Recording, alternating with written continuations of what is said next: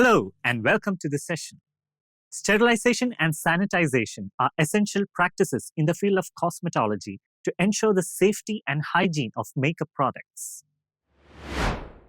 Objectives. At the end of this session, you will be able to explain the methods of sterilization and sanitization, explain the procedure of sanitization, and list the safety precautions for sterilization and sanitization.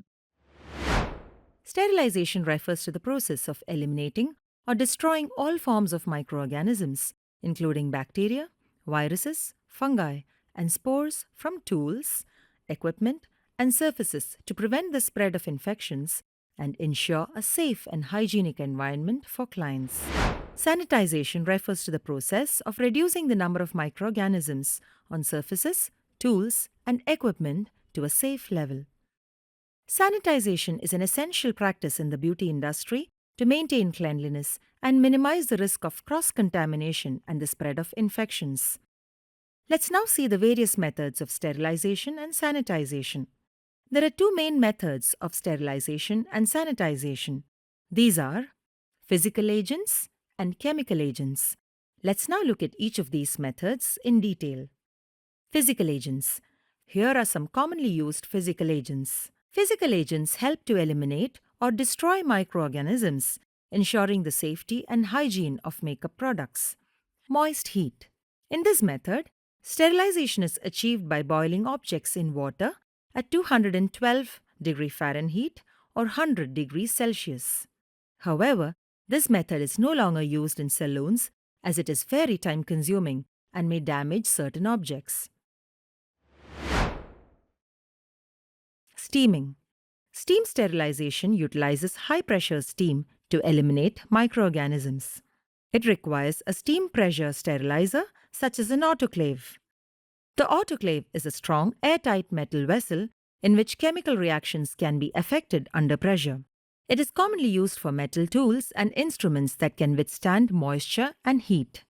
The steam under pressure raises the temperature, killing bacteria, spores, and other pathogens. UV sterilization. UV sterilization devices emit UV light, which damages the DNA of microorganisms, thus not allowing them to replicate. UV sterilization can be used for certain makeup tools, surfaces, and storage areas. Chemical agents. There are various types of chemical agents that are used for sanitizing purposes. These are antiseptics and disinfectants. Antiseptics. An antiseptic is a substance that may kill or retard the growth of bacteria. Antiseptics are generally milder and are safer to use on the skin. However, note that soap and water alone are not enough to thoroughly sanitize the hands and tools.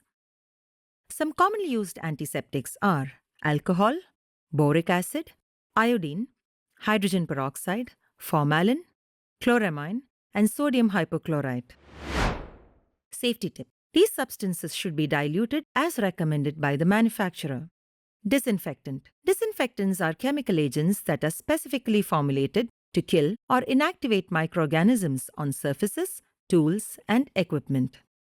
A disinfectant is stronger than an antiseptic and must be used with caution.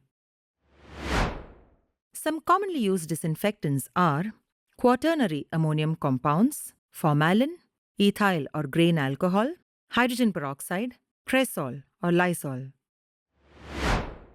Let's now see the procedure of sanitization. Wear appropriate PPE, including disposable gloves and masks, to protect yourself and prevent cross-contamination. Before the sanitization process, thorough cleaning is necessary to remove visible dirt, debris, and product residue from tools, surfaces, and equipment. Cleaning helps prepare the items for effective sanitization. Wash tools thoroughly with soap and hot water. Rinse tools with plain water to remove all traces of soap and chemicals. Prepare a suitable disinfectant solution. Common options include solutions containing 70% alcohol, either ethyl or grain alcohol, or 99% isopropyl alcohol, which has the same strength as 70% ethyl alcohol. Safety tip. Refer to the manufacturer's instructions for proper dilution ratios if applicable. Immerse the cleansed tools completely in the disinfectant solution. Ensure that all surfaces of the tools come into contact with the solution. Allow them to soak for the recommended time specified by the disinfectant manufacturer, typically 10 to 15 minutes. After the recommended soaking time, rinse the tools thoroughly with water to remove any residual disinfectant solution. Alternatively, you can use clean, disposable towels or wipes to wipe off the disinfectant solution from the tools. Allow the tools to air dry completely. It's important not to towel dry or use a hair dryer, as these can reintroduce contaminants. Once dry, store the sanitized tools in a clean and covered container or drawer to prevent contamination until their next use. Sanitize electrodes and similar tools by gently rubbing the exposed surface with a cotton dampened with 70% alcohol. Then place the articles in a dry sanitizer until ready for use. Regularly, check the expiration dates of disinfectants and replace them as needed. Also, monitor the condition of the tools and disregard any damaged or worn out items. Let's now look at some safety precautions for sterilization and sanitization. Always wear appropriate personal protective equipment, including gloves, goggles or safety glasses, and aprons when handling chemicals. Purchase chemicals in small quantities and store them in a cool, dry place.